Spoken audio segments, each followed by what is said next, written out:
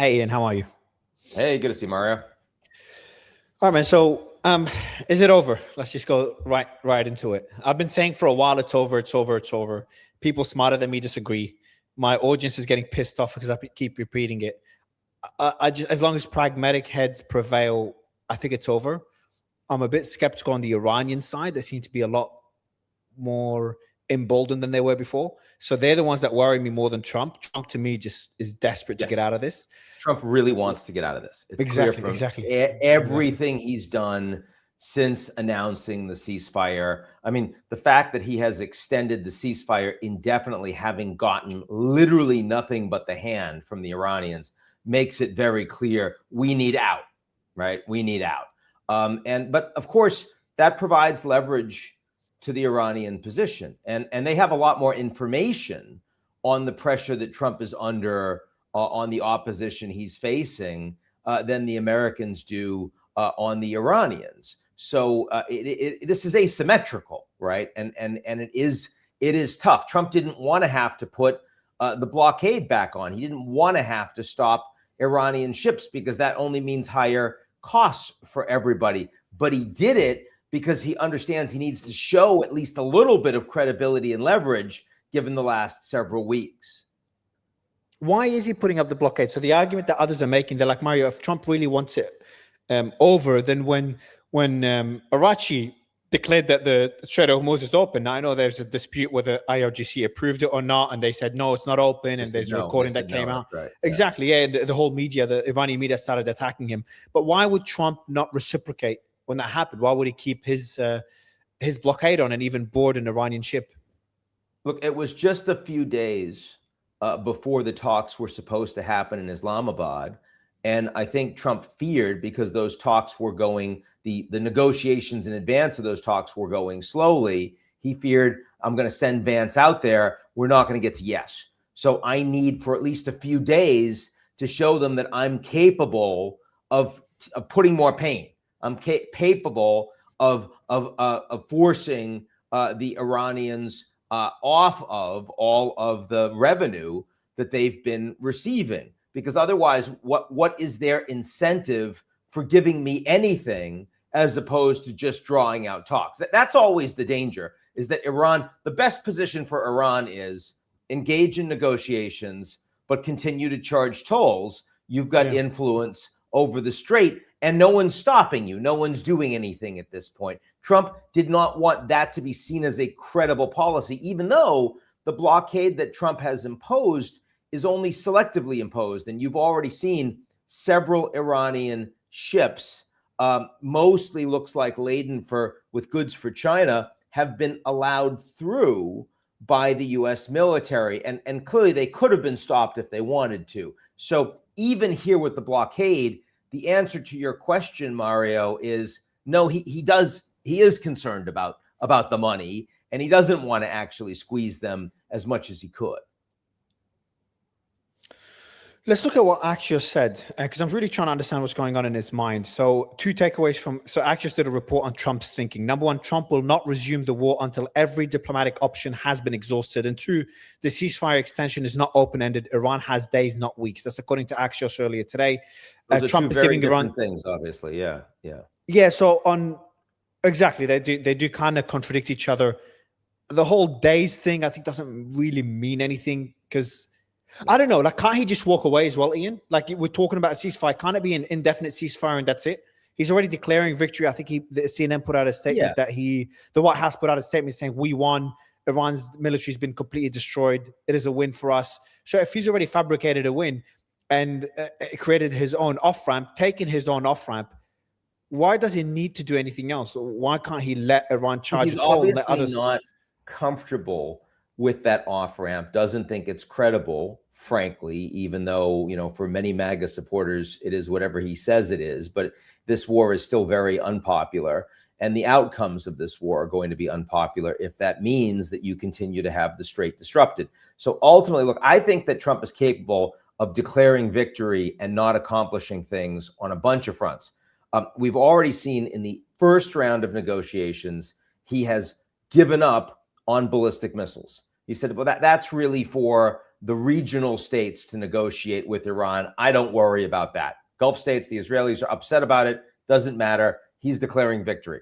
He hasn't engaged on Iranian support for proxies, which was an initial demand that he made. Left that aside. So, I mean, in principle, Trump has already unilaterally taken off two of the demands that the Americans made at the beginning of the war. That leaves the nuclear front and it leaves the Strait. The nuclear front has been tough to negotiate. They've gotten some progress with the Iranians that are negotiating, and I fully understand that that is different from the Iranians that have to implement the actual deal, but they've made progress in saying that they would be willing to get rid of, to hand over all of the enriched uranium stockpiles that presently they have in Isfahan, so the Americans wouldn't need a military operation to remove it. And then there's been a bunch of fighting around for what period of time the Iranians would be willing to verifiably not have any enrichment, not even civilian enrichment. That would be a tougher agreement than JCPOA with the Iranians and the Obama administration and many other countries. Depending on when you talk to the Iranians, they've been saying 3 years, 5 years, 10 years. The Americans have said 20, but that piece has not been agreed to, nor exactly what kind of economic goodies are coming from the U.S. and other side. And then you have the question of the Strait. So I agree with you, Mario. In principle, Trump has already answered even both of those questions. In principle, he has occasionally said that actually we don't need to take the enriched uranium out, because if the Iranians try to dig it out, the Americans have satellite coverage. They can go, or the Israelis can go and hit them hard before they'd ever get close to it. That's number one. Number two, Trump has occasionally said, but infrequently, that the Strait isn't America's problem. The U.S. doesn't get oil from the Strait. That's for other countries to deal with. So we can just walk away. But to be clear, when you suggest that why doesn't he take his own off-ramp, you and I both know that Trump has contradicted himself frequently on both of those points, including over the last several days. So it's not like, I mean, for us to sit here and say Trump's given himself an off-ramp, why hasn't he taken it? He certainly hasn't been consistent himself in the way he has set himself up to, I can just declare victory and end this. I think that is the right thing for him to do, because I think that every day this war goes on, every day the blockade continues, is a worse day for Trump, a worse day for the American economy, a worse day for America's relations with allies all over the world, and a worse day for the global economy. So I don't think he benefits from extending the war, but he does not yet fully accept that. He's not prepared to grasp a victory that he knows is a failure.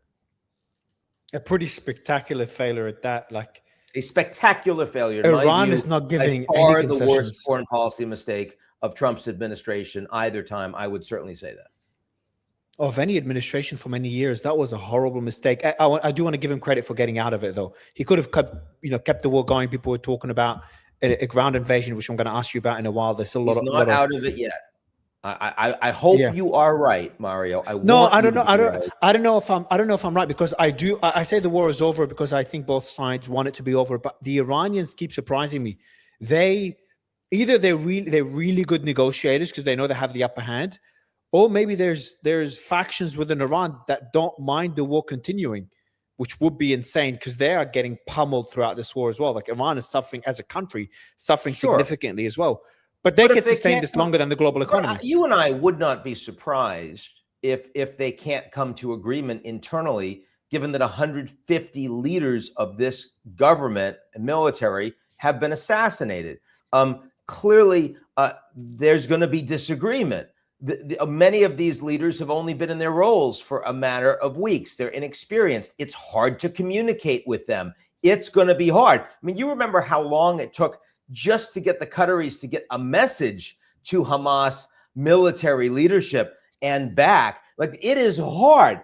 And, no one has actually heard from or seen directly the new Ayatollah, whose parents, the supreme leader, whose parents were both assassinated by the Israelis. So, I mean, I wouldn't be shocked if his view has more to do with vengeance than it does purely sitting you and I talking rationally from thousands of miles away, saying, well, this is what they should do to protect their regime. I wouldn't be surprised if that's not quite the way that he or some of his colleagues in the IRGC are perceiving this. I wouldn't. And I also think that they have managed to show that they have more leverage against Trump than they would have assumed, before the war started. So I think it's probably a combination of both of these things. I don't think it's one or the other. And the third point is that Trump is having a hard time truly getting to yes, since it is an ugly, ugly admission, no matter how he sells it. Then you have the related point. Let's assume, Mario, that you're right and that Trump is going to announce a win. And he continues to extend the ceasefire. And whether talks happen or not, there is some nominal agreement that Trump says, here's a framework of principles that the Americans and the Iranians, facilitated by Pakistan, are prepared to engage in. You and I both know that going from there to actual implementation is going to be extremely difficult, take a long time, and maybe doesn't work. We also know that while that's happening, Israel could easily restart their war in Lebanon, maybe even restart strikes on Iran. It's only a 10-day ceasefire. And just yesterday, we saw for the first time since the ceasefire started, Hezbollah with a drone strike against Israel. I accept that for now, Netanyahu is saying to Trump, okay, like, while you're working out this deal, we're there. We'll stop fighting. That's time limited if Trump can't actually get a true breakthrough agreement in place. So the Israelis are going to be an issue here too. The Houthis might be an issue. The Iranian militias in Iraq, who look to be responsible for most of the strikes on Saudi Arabia over the last 6+ weeks, they are a factor here. So I do think that getting from the off-ramp that Trump wants, and you and I both agree, Trump desperately wants an off-ramp. He wants this war to be over. This has been horrible for him. But getting from there to a place where we can truly sit down and say, we don't need to talk about the ongoing war because the strait is open and the Iranians are being paid off, or there's some level of reconstruction stability that they're willing to live with. I think we are very, very far from that. Where do you think Mushtaba's mindset is at? I think he's the one that's going to decide what happens next. And how far do you think they can push before Trump is in the corner and he has to retaliate? Because there's only so much that he can twist into a win. And if they pressure him enough, I'm worried that he will have to, there's no other way to get out of it than to respond militarily. Or are they even trying to push him to that level?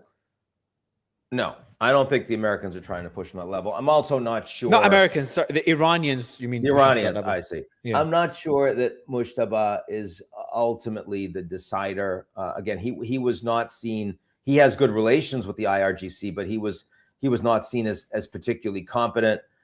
In this wartime environment, the IRGC, they've got the resources, a much larger percentage of the resources now that there's so much damage to the economy, to the civilian economy that's occurred. They are going to be giving the orders. So, I mean, is the supreme leader really the guy calling the shots that matter in terms of the outcome of the war? I think we don't know. You and I don't have visibility on that. We would only be guessing. But I do think that the willingness of the Iranians to continue to strike, if they can't get their ships out, if they can't make money, the ongoing blockade is unacceptable for them. And so that's why we're seeing them increasingly strike on these ships that are going through. And that's why the Americans are not, I mean, I called it this morning, I called it Operation Selective Fury, right, is what they're doing on the ground or in the water, because they clearly are letting some Iranian ships through. They're trying not to push the Iranians to take steps that would force Trump into action. Now, another thing that is interesting here, and maybe you've seen this already, is that this third aircraft strike carrier group has been sent around the Cape, the Horn of Africa. And so that is the Cape of Good Hope. That's a delay of weeks to actually get into the Gulf. And that's not because they're concerned about the Houthis hitting them in Mamdab. It's because they wanted time. And they also, apparently, the expeditionary forces, a few thousand, have not been given further orders beyond the Strait of Hormuz. They're still before that. So Trump has been fine with not pushing towards, I'm going to have these troops in the region now, I need to use them. And I think that's because, as much as he's been pushing his own military for, I want you to show me how I can take the oil, I want you to show me how I can ultimately get the Karg Island, and then this is going to be a huge win for me in the world and the global economy and against the Chinese, all the rest. The fact is that his own military advisors have told him just how bad an idea this is, about how American troops are going to have a hard time. He's going to be stuck permanently holding this territory, and they're going to be sitting ducks. And I think he's reluctant to make that order. So the Iranians, I think, have lots of reasons to believe that Trump really doesn't want to escalate. Trump has now, on 5 separate occasions, Mario, warned the Iranians that he was going to destroy all their civilian infrastructure, or else. He has backed down every single occasion. So if you are Iranian, you're getting all of this information from the United States showing that Trump, no matter what you do, Trump really is reluctant to restart the fighting, the actual fighting. And that provides a level of operational leverage for the Iranians in the military. There's the USS George Bush is about to reach the Arabian Sea. So if you put that along with Ghalibaf's comment, Ghalibaf, his personal advisor, said that Trump's ceasefire extension is, quote, a plan to buy time for a surprise strike, and says, quote, the time for Iran to take the initiative has come. So I understand there's rhetoric to pressure the other side, but I just feel they're going too far unless there's something they know we don't know. So is it possible that Trump does actually conduct a surprise strike, that this is still him all over again bluffing as he did twice already? Is that a possibility? And that would make sense as well. It's not too far-fetched. If we see a lot of the commanders, and some people are saying, there was a guy on Fox News saying the best solution for Trump right now is to keep killing the commanders that don't want peace until the ones that want peace are the ones calling the shots. Sure. But of course, there's also the issue that, is anyone really calling the shots? Yes, they can order proactively strikes on things. They can collect tolls, but that's very different from scuttling an agreement, right? And think about the Israel-Palestine negotiations and how close you got with the Camp David Accords, and how Arafat ultimately wasn't prepared to push them through. Why? Because he was weak. Why? Because he feared assassination. Why? Because he thought that it was going to be blown apart by radicals inside his own organization, or outside, but among the Palestinians.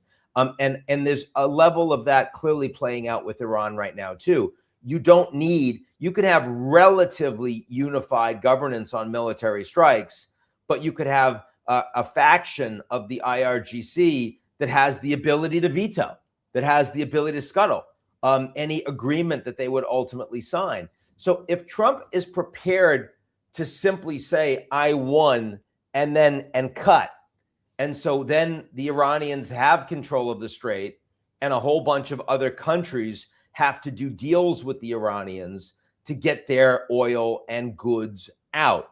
And then you get further development. The Saudis just today talking about a railway to Syria that would get more goods out. Over time, Iran's leverage will go down. Their pricing power will decrease in that kind of an environment. Yeah. But unless Trump is prepared to accept that, and you and I both know that the Israelis, the Emiratis are deeply uncomfortable with that outcome. Unless he's prepared to accept that, I think it's going to be very, very hard to get to a negotiated agreement that is implementable between Trump and the Iranians. And no, I don't think, I mean, I hear what you say about Kalibaf's statement.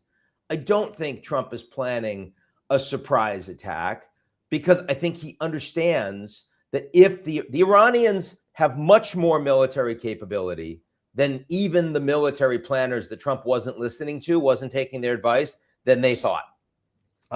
Now that you've had a week of ceasefire, the Iranians are digging out the launch pads and the missile stockpiles that had been hit.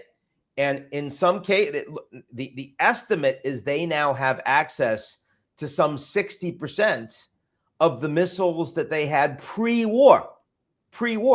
And we know that some of those missiles are hypersonic and that they've gotten through hardened defenses, like at the Bandar Air Base outside Riyadh, allowing them to target and hit some of the most advanced U.S. warplanes and surveillance planes. We know they were able to hit the massive LNG field in Qatar, 5 years, $20 billion of damage. So, if Trump decides that he's going to reopen the war with a surprise attack, the Iranian willingness to end constraint and attack desalination plants, for example, or other major energy infrastructure. Oh, they've won. They won today. At least 7 the major cables. They published a detailed map of undersea internet cables that would impact the UAE, where I am, Saudi, Qatar, Bahrain, Kuwait, impact their internet significantly. And yesterday they published the alternative oil routes that the UAE and Saudi have, the Yanbu pipeline in Saudi, the Fujairah oil facility.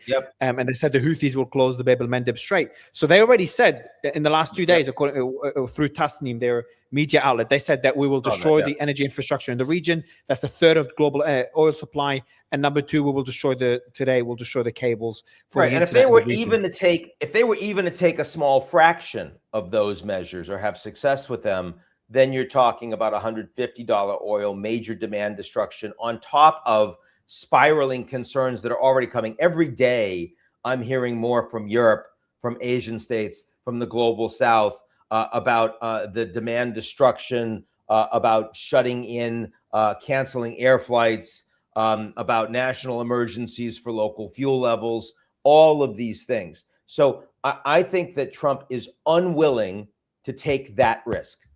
It's Trump, so never say never, but everything I am seeing, both from him directly, not just his rhetoric, but his actions, from what I'm seeing around the White House, from the cabinet, from allies he's talking to, calling. I mean, he's been talking to the G7 leaders a fair amount over the last several days. He's very proud, for example, of the Israel-Lebanon deal, which he takes full credit for.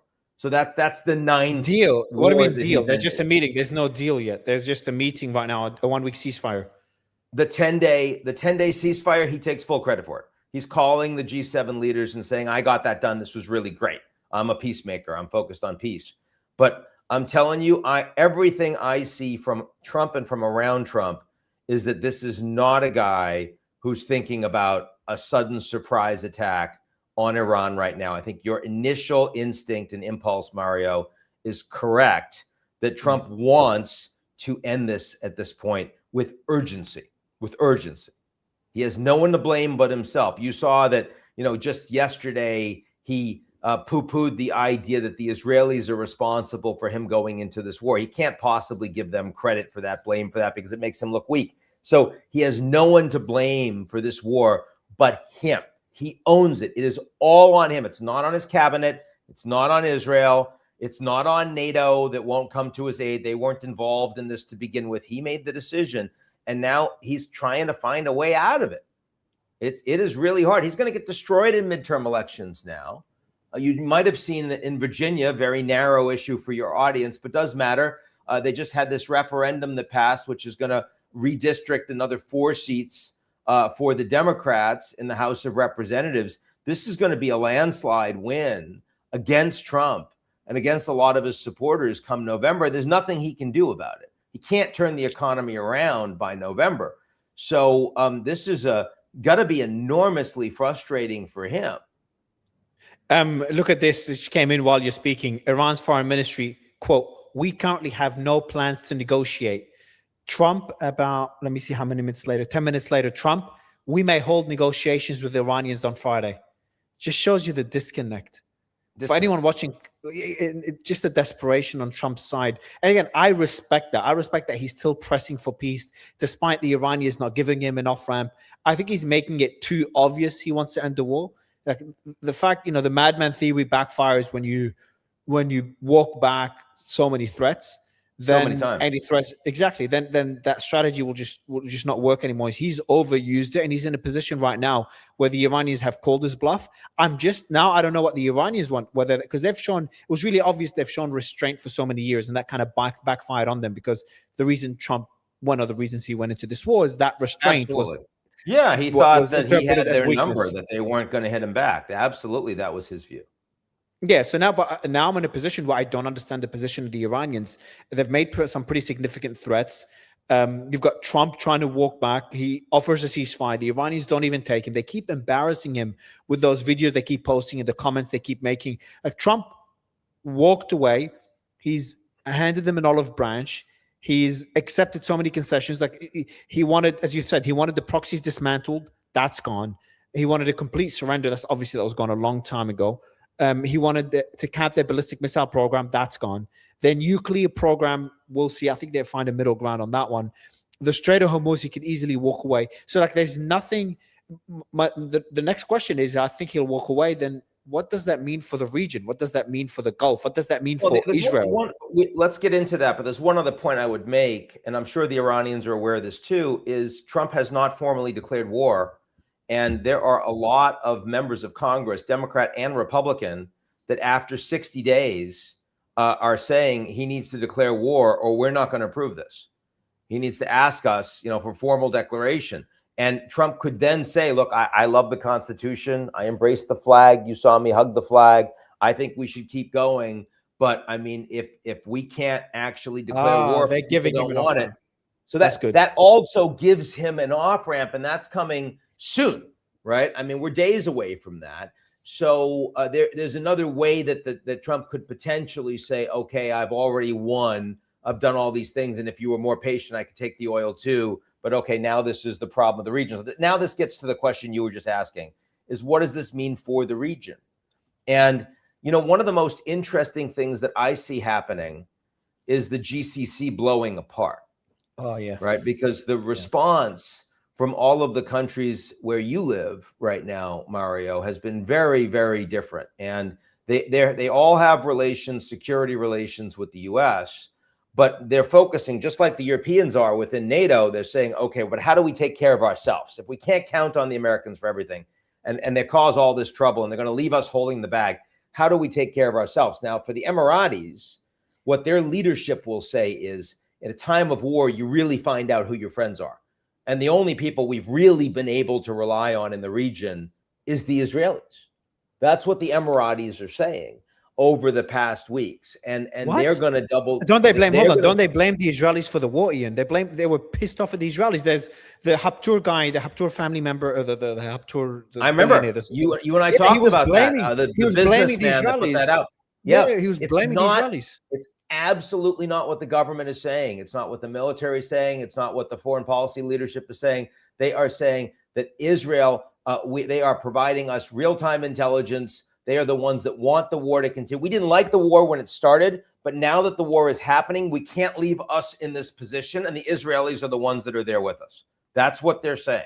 So there definitely is a change in position from the beginning of the war till now. But I think that this is now a government that will double down on the Abraham Accords. They'll double down on their relationship, their security relationship, intelligence relationship, their technology relationship with the Israelis, the Americans, and India. That's where I see the Emiratis heading. Where the Saudis, right, are doubling down on their relationship with Pakistan. The same Pakistan that has been working with China to try to facilitate an end to the war. The same Pakistan that has a nuclear weapons program that Saudi Arabia has been funding. The Emiratis pulled a $3 billion line of credit to Pakistan. Saudi Arabia immediately offered to backfill that money to the Pakistanis. So now you have the Saudis with Pakistan, also Egypt and Turkey, creating a regional quad for their security guarantees and coordinating what they think security is going to look like long term. Now, the Saudis, of course, are much less bothered economically by the damage from the war thus far because they've got 7 million barrels a day that can come out to Yanbu. And as long as the Houthis don't make good on that threat that the Iranians just made. If the Americans pull out of the war, I think the Saudis, in the same way that they've been paying off the Houthis and paying for some of their soldiers' salaries now for the past several weeks, I think that they're going to be looking to pay off the Iranians, facilitated by Pakistan and China, just as we've seen before in Beijing, to say, okay, let's try to make sure that we are not fighting. And I think that the Emiratis will not be a part of that at all.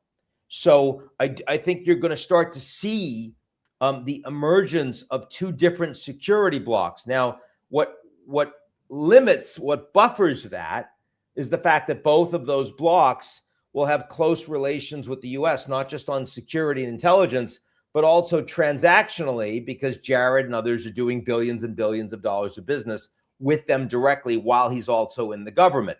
But longer term, I could easily see the Saudis tilting more towards China. They're going to be balancing. The Saudi missile systems are already provided by the Chinese because the Americans didn't want to sell the Saudis Tomahawks.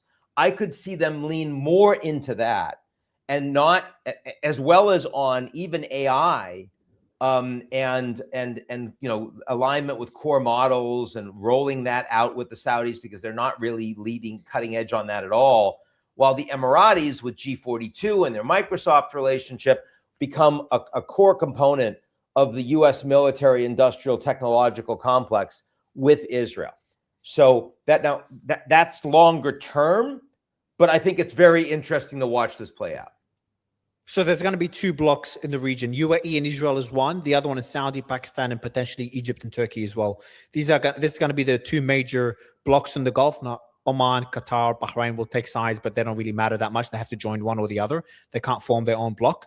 But what's the position of each block, UAE and Israel, and then the other one? What will be their approach to Iran? Will it be a rapprochement as we've seen before? Or will we see one do what Saudi and Iran were improving relations thanks to China? The UAE and Israel will not, but I think they have no choice but to all improve relations with Iran. Well, it's interesting. I mean, the Israelis certainly are not going to improve relations with Iran while this is going on. They're going to have a mow the grass strategy going forward. And I think the UAE will be there with them.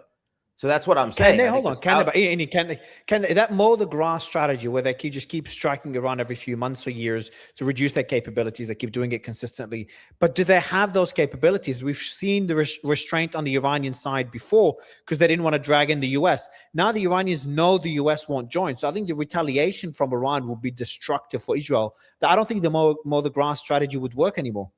That's an interesting question. I have a hard time seeing the Americans, certainly under Trump, saying we're no longer going to be providing that level of defense and support for Israel. I just can't see it. I don't see anyone. No, I don't see that happening. Wouldn't he be traumatized? I thought he'd be traumatized after this war, and he's also going to be pissed off at Israel for giving him that intelligence or convincing him into the war. Yeah, maybe. There's only so much Israel could do. The relations, Trump is so adored in Israel. He's the most popular politician there. He has done so much for the Israelis over the years in the recognition of Golan Heights, former Syrian territory, as part of Israel. In Syrian, sort of Lebanese, no? Yeah. And I mean, also his support for what they've been doing in moving the embassy to Jerusalem.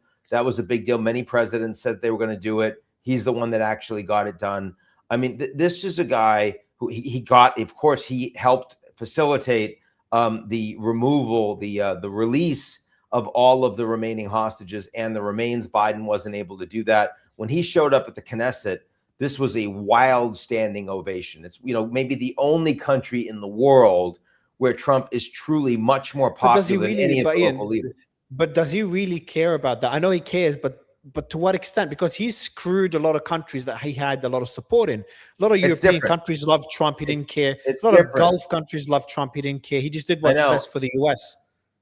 I think he thought what he thought was best for the U.S. I think it's different. I think it's different. Look, there are a lot of people inside Trump land that have been criticizing Trump as being Israel first. Tucker Carlson, the most obvious, who recently has broken from Trump quite dramatically, right? I mean, you know, even more so than Marjorie Taylor Greene, for example. So, and Israel is a core component of that. The United States is still providing billions of dollars of military aid every year to Israel, even as Trump has cut it off to almost every other country around the world. Trump gets an enormous amount of funding from the pro-Israel right-wing community inside the United States. It's the Miriam Adelson, you know, that kind of group, very much present in Mar-a-Lago as a strong and continuing force. He's also gotten enormous support from American evangelical Christians who are also wildly pro-Israel for theological reasons that aren't necessarily very interesting, but they are important in aligning Trump. So as I think that his support for Israel is an exception, a notable exception in what has otherwise been a very transactional approach towards other countries around the world. I don't know. I feel like they've bit off more than they could chew. I feel like I agree you can only push so far. I just don't think he's going to change. Even in he has no choice. Like, this is Trump. When you cross Trump, do whatever he wants.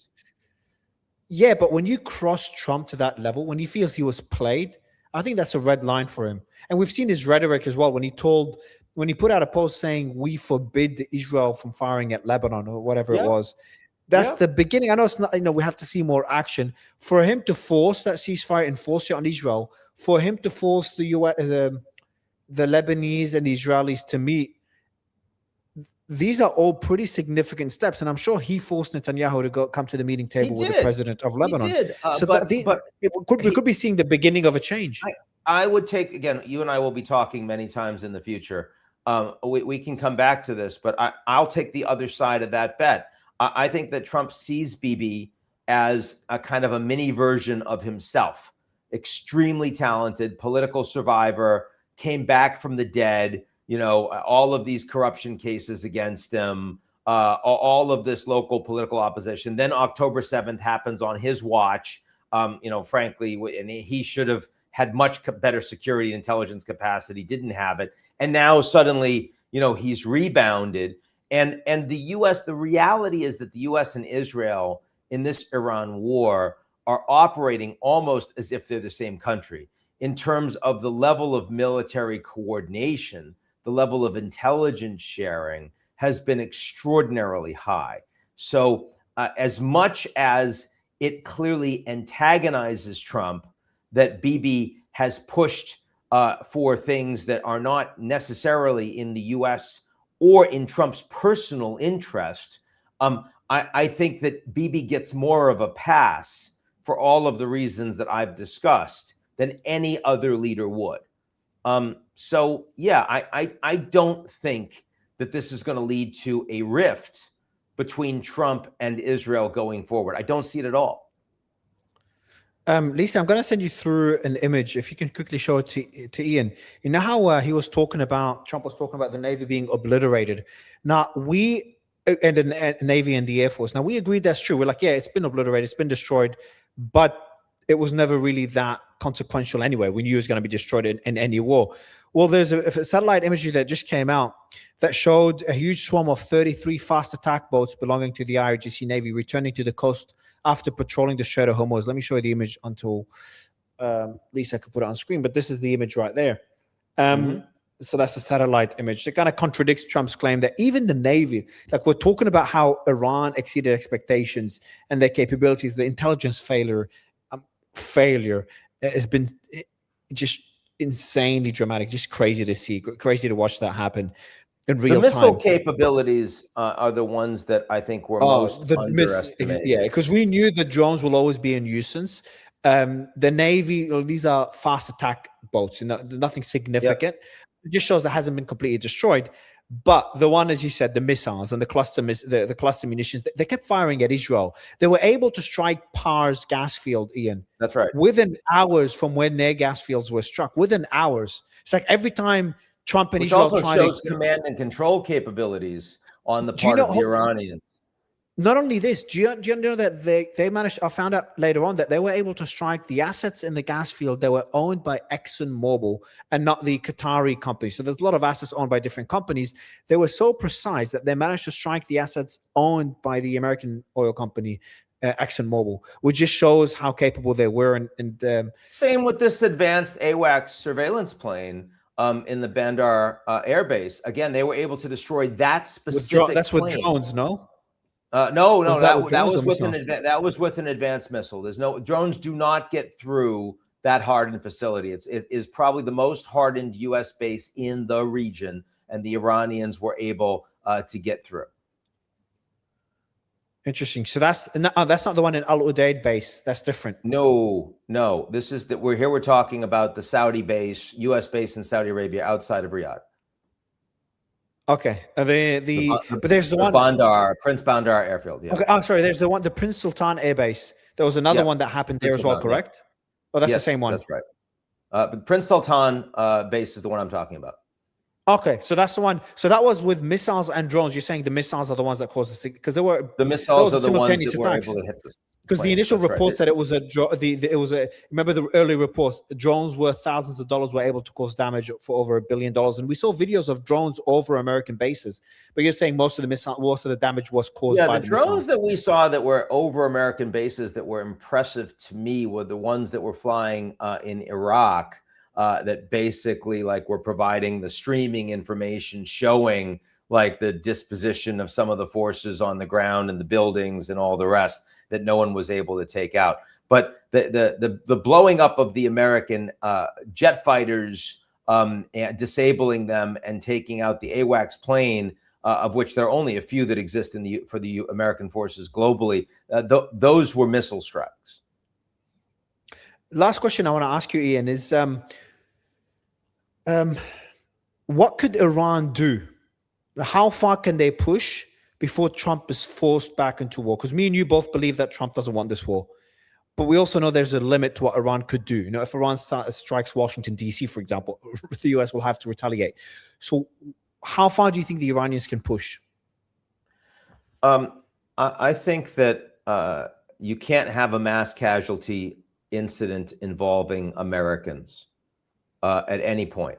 So if they were to strike on and hit a U.S. destroyer or other ship in the Strait and cause casualties, I think the Americans immediately start fighting, re-engage at that point, and potentially escalate very significantly. I think that if they were to destroy critical infrastructure of the scale of the Qatari LNG facility, that would probably bring the Americans back in, but not necessarily. And I don't think that if they continue to attack tankers, that brings the Americans in. So that's the, do you think if you wanted to look at a spectrum. Do you think they can set up a permanent toll booth in the Strait of Hormuz, or that's impossible? It's going to be temporary. Do you think the world would accept a permanent toll booth by Iran? A lot of countries won't accept it, but I don't know that they won't accept it collectively.